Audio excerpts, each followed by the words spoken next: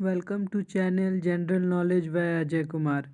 आज हम history class 12 most important MCQs for 2021 board exam part third को देखने वाले, जिसमें 40 क्वेश्चन को डिस्कस करेंगे, जो कि सबसे इम्पॉर्टेंट एमसीक्यूज रहेगा हमारे बोर्ड एग्ज़ाम के लिए, क्योंकि जो इस 2020 बोर्ड एग्ज़ाम में 40% क्वेश्चन एमसीक्यू से आ रहा है।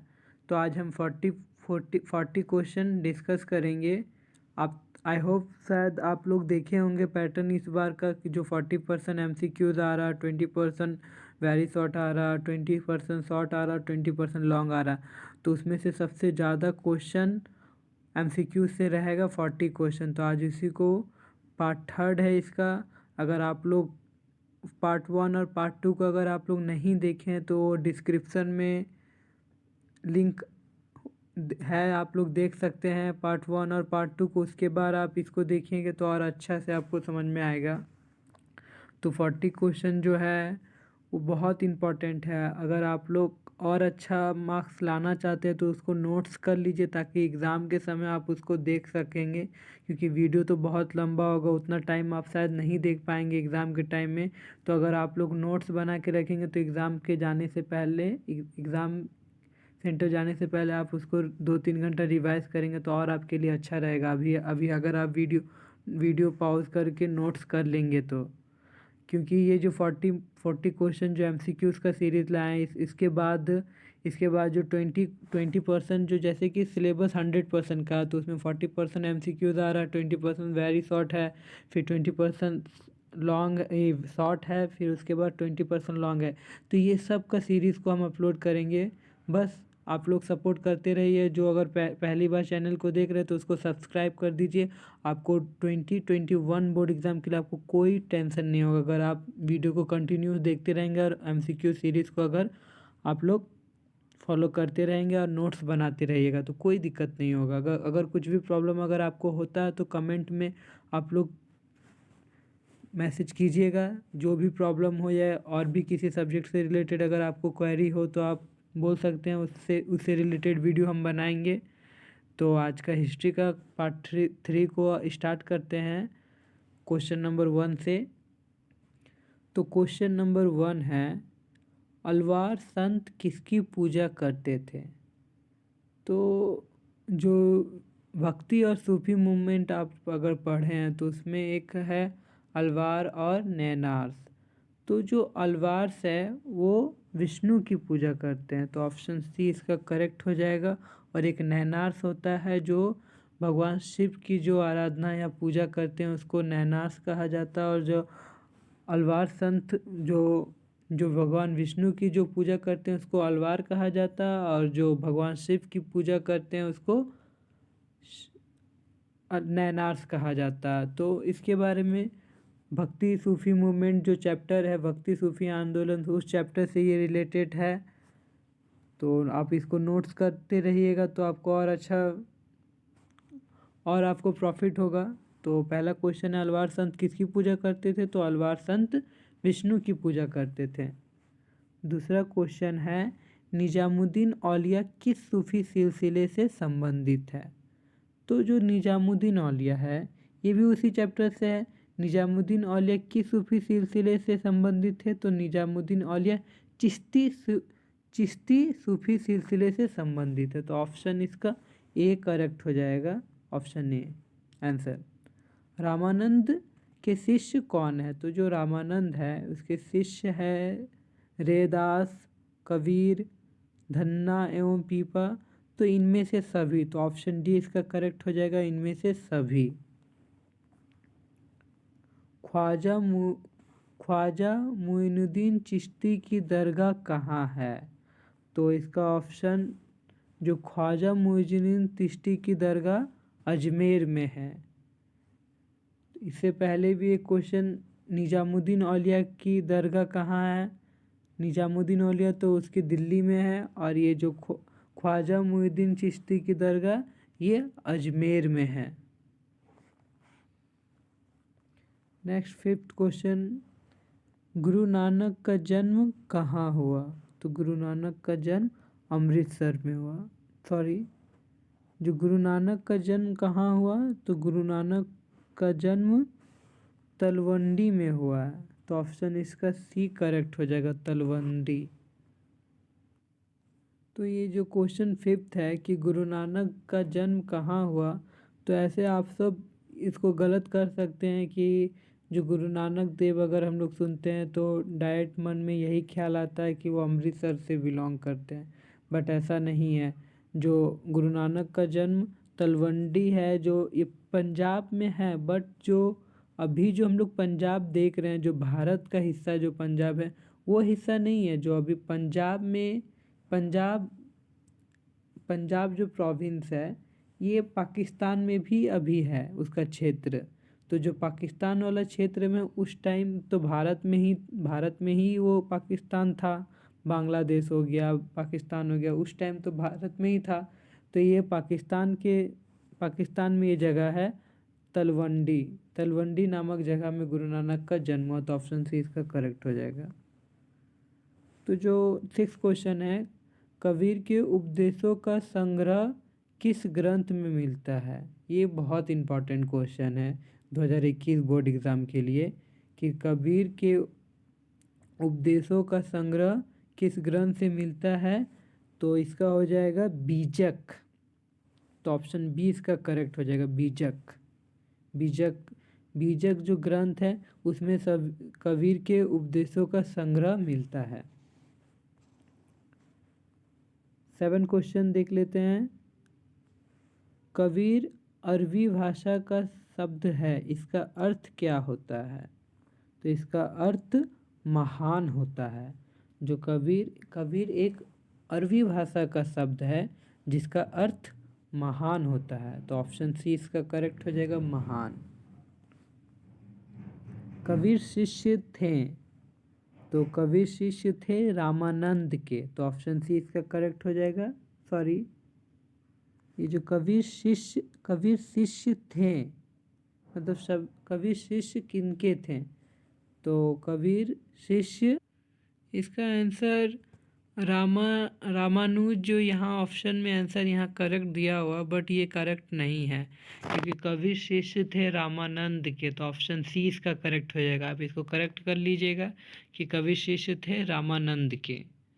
तो आप इसको, और ये आंसर गलत है, ए नहीं होगा, यहाँ सी होना चाहिए। तो आप सी कर लीजिएगा, कबीर शिष्य थे रामानंद के। नेक्स्ट क्वेश्चन है, सूफी संतों की गतिविधियों के केंद्र को क्या कहा जाता है।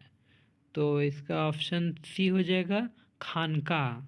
जो सूफी संतों की गतिविधियों के केंद्र को क्या कहा जाता है, तो खानकाह। ऑप्शन सी इसका करेक्ट हो जाएगा।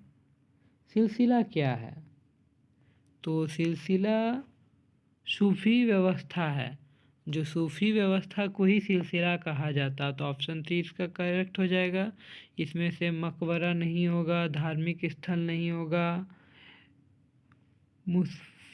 मुसाफिर खाना नहीं होगा। तो इसका ऑप्शन होगा तो क्या, सूफी व्यवस्था हो जाएगा। सिलसिला क्या है, तो सूफी व्यवस्था को ही सिलसिला कहा जाता है। सूफी संत मोइनुद्दीन चिश्ती किसके साथ भारत आए थे। तो जो सूफी संत मोइनुद्दीन चिश्ती, ये मोहम्मद गोरी के साथ भारत आए थे। ऑप्शन सी इसका करेक्ट हो जाएगा। सूफी संत की फिरदौसी शाखा निम्न में से कहाँ सबसे अधिक पनपी थी। जो सूफी संत की जो फिरदौसी शाखा है वो कहाँ सबसे अधिक पनपी थी, तो बिहार में सबसे अधिक पनपी थी। तो इसका ऑप्शन डी करेक्ट हो जाएगा, बिहार। नेक्स्ट क्वेश्चन है, भारत में चिश्ती सिलसिला के स्थापक कौन थे। तो ऑप्शन बी इसका करेक्ट हो जाएगा, ख्वाजा मोइनुद्दीन चिश्ती। जो ख्वाजा मोइनुद्दीन चिश्ती है वो भारत में चिश्ती सिलसिला के स्थापक थे। तो क्या हो जाएगा, ख्वाजा मोइनुद्दीन चिश्ती। तो तो इसका ऑप्शन बी इसका करेक्ट हो जाएगा, मोइनुद्दीन चिश्ती, ख्वाजा मोइनुद्दीन चिश्ती। निजामुद्दीन औलिया दिल्ली के किस सुल्तान के समकालीन थे? तो इसका ऑप्शन डी हो जाएगा, मोहम्मद बिन तुगलक। जो निजामुद्दीन औलिया हैं दिल्ली के मोहम्मद बिन तुगलक के शासन, मोहम्मद बिन तुगलक के समकालीन थे। जो निजामुद्दीन औलिया है वो दिल्ली के मोहम्मद बिन तुगलक के समकालीन थे। तो ऑप्शन डी इसका करेक्ट हो जाएगा। फिर 15 क्वेश्चन है, ख्वाजा मोइनुद्दीन चिश्ती साहब कि अजमेर स्थित दरगाह पर सर्वप्रथम कौन सा सुल्तान गया था? क्वेश्चन जो 15 है इसमें यह है कि जो ख्वाजा मोइनुद्दीन चिश्ती साहब कि अजमेर स्थित दरगाह पर सर्वप्रथम कौन सा सुल्तान गया था? तो इसका ऑप्शन बी हो जाएगा, मोहम्मद बिन तुगलक। तो जो ख्वाजा मोइनुद्दीन चिश्ती साहब के अजमेर की दरगाह पे सर्वप्रथम मोहम्मद बिन तुगलक गए थे। ऑप्शन बी इसका करेक्ट हो जाएगा।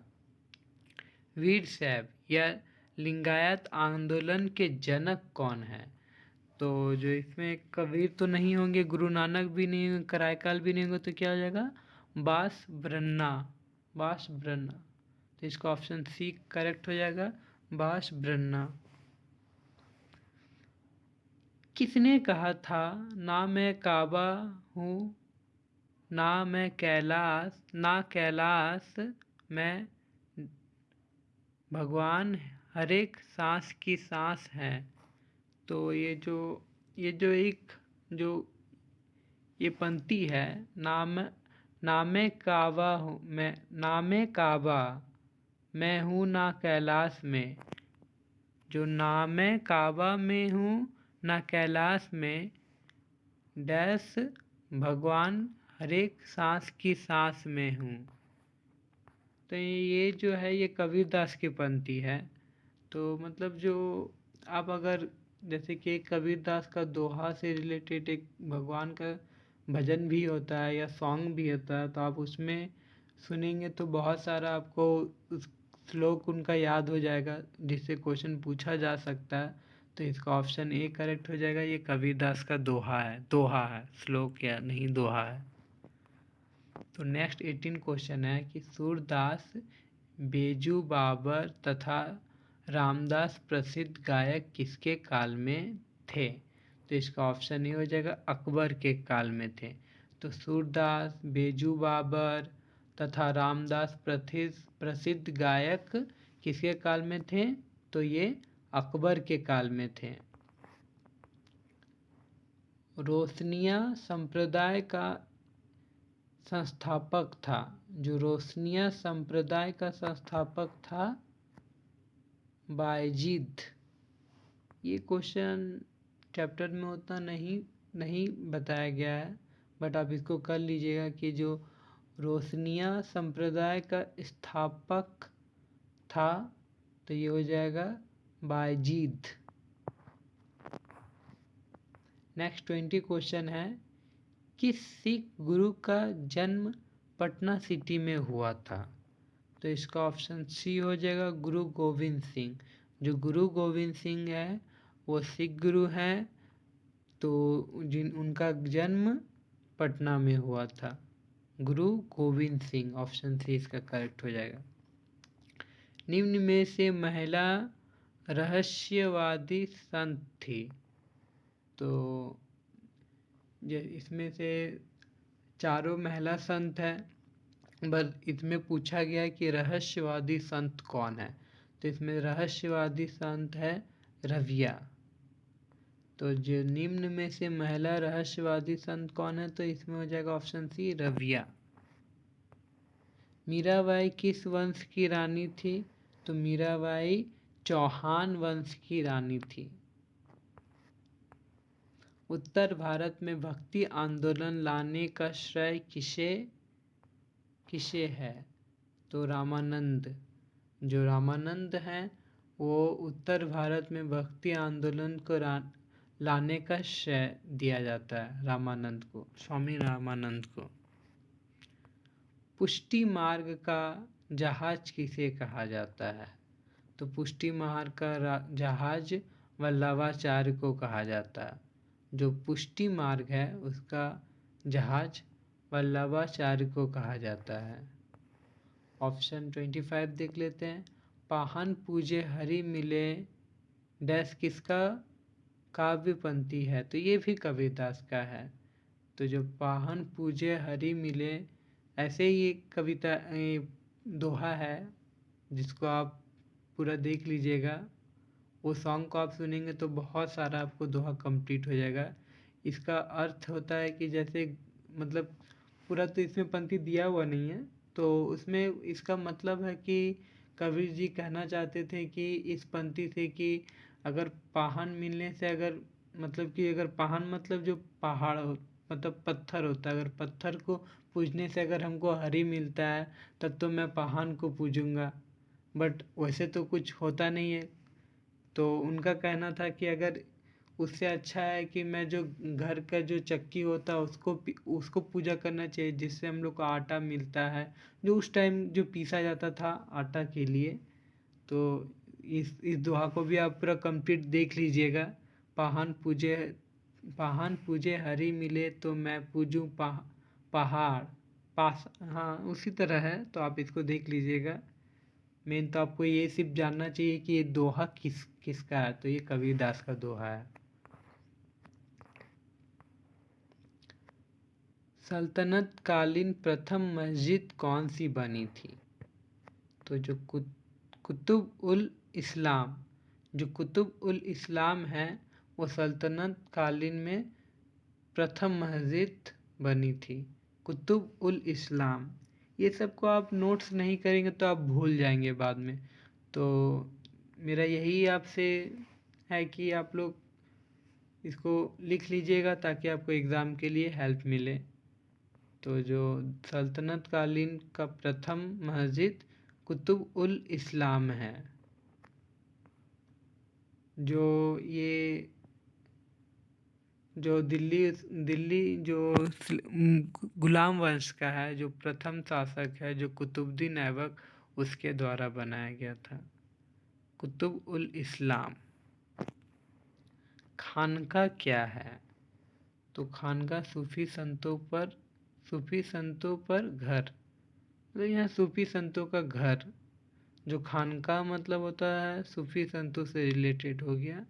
तो अगर ऑप्शन जैसे कि यहाँ दिया हुआ कि मुसलमानों का प्राथमिक विद्यालय, वैष्णव का केंद्र, शिल्पकारों का कार्यस्थल, तो यहाँ सूफी से रिलेटेड हो गया। खानका वर्ड मतलब जो अगर आता है तो वो सूफी संतों से रिलेटेड हो गया। तो ऑप्शन ए इसका करेक्ट हो जाएगा।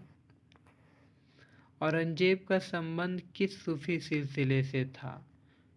तो औरंगजेब का संबंध नक्शबंद, जो औरंगजेब है ये मुगल वंश का जो 6 जो राजा हैं जैसे कि बाबर हो गए, हुमायूं, अकबर, जहांगीर, शाहजहां, औरंगजेब, ये सबसे मेन इम्पॉर्टेंट राजा है जिनके बारे में हम लोग ज़्यादातर पढ़ते हैं। इसके बाद भी राजा आए हैं बट उसके बारे में उतना खास इतिहास में हम लोग को पढ़ना नहीं रहता है। बट लास्ट राजा जो बहादुर शाह जफर है उनके बारे में जानना है। बट मेन तो यही लास्ट माना जाता है जो 1707 में इनका मृत्यु हुआ है। तो ये किस सूफी सिलसिले से संबंधित थे? तो ये नक्शबंद, ये जो ऑप्शन डी इसका करेक्ट हो जाएगा। बंगाल के प्रसिद्ध संत कौन थे? तो बंगाल के प्रसिद्ध संत चैतन्य महाप्रभु थे, चैतन्य महाप्रभु। जो बंगाल के प्रसिद्ध संत चैतन्य महाप्रभु थे। क्वेश्चन 30, तो इसका क्या है? बीजक में किसका उपदेश संग्रह है? तो ये आपको पहले भी एक क्वेश्चन में पूछा गया था बीजक से रिलेटेड कि कबीरदास का धर्म ग्रंथ कौन सा है तो जिसमें उनके बारे में पूरा लिखा हुआ है, सब कुछ बताया गया। तो वो क्या है? बीजक है। तो इसमें पूछा गया कि बीजक किसका उपदेश संग्रहित है? तो ये कबीरदास का हो जाएगा। ऑप्शन ए इसका करेक्ट हो जाएगा। क्वेश्चन 31 देख लेते हैं। विष्णु को अपना पति कौन मानती थी? मीरा, अंडाल, करायकाल, इनमें से सभी। तो इनमें से सभी हो जाएगा ऑप्शन, सॉरी, जो विष्णु को अपना पति कौन मानती थी, तो इसमें से तो ऑप्शन बी बता रहा, बट जो करायकाल है, मीरा है, मीरा तो कृष्ण को अपना भक्ति मानती थी, तो सब नहीं होगा, सॉरी। तो इसमें ऑप्शन बी इसका करेक्ट हो जाएगा, अंडाल। अंडाला लिखा हुआ बट इंग्लिश अंडाल होता है, वहाँ में आ की मात्रा में आ की मात्रा नहीं होगा, अंडाल होगा। तो विष्णु को अपना पति अंडाल मानती थी। क्वेश्चन 32 देख लेते हैं। पल्लव राजाओं ने किस मत को अपना राजधर्म घोषित किया? तो वैष्णव, जो पल्लव राजा है वो वैष्णव धर्म को अपना राजधर्म घोषित किया। रामानुज के किस दार्शनिक मत का प्रतिपादन किया था? जो रामानुज है वो किस दार्शनिक मत का प्रतिपादन किया था? तो ऑप्शन बी इसका करेक्ट हो जाएगा, विशिष्ट द्वैतवाद। विशिष्ट द्वैतवाद, जो रामानुज है वो विशिष्ट द्वैतवाद का दार्शनिक मत का प्रतिपादन किया था, विशिष्ट द्वैतवाद। बंगाल में कृष्ण भक्ति के सबसे बड़े संत कौन हुए? तो इसमें चैतन्य महाप्रभु हो जाएंगे सही आंसर। जो बंगाल में कृष्ण भक्ति के सबसे बड़े संत कौन थे? तो वो चैतन्य महाप्रभु। ऑप्शन सी इसका करेक्ट हो जाएगा। 35 क्वेश्चन है, सिखों के अंतिम गुरु कौन हैं? तो सिखों के अंतिम गुरु गुरु गोविंद सिंह हैं।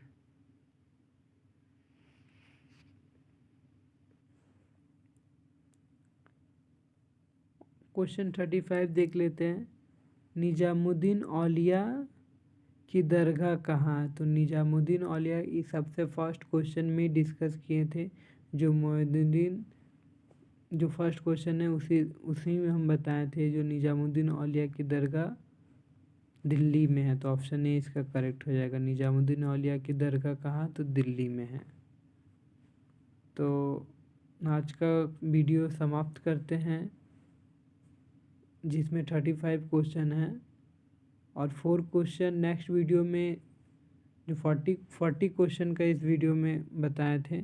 तो जो कुछ इम्पॉर्टेंट, जो जैसे क्वेश्चन किसी क्वेश्चन में डबल क्वेश्चन को डिस्कस किए थे, तो आप वैसे 40 क्वेश्चन हो गया। आप अगर वीडियो को अच्छा से देखेंगे तो आपको पता चल जाएगा।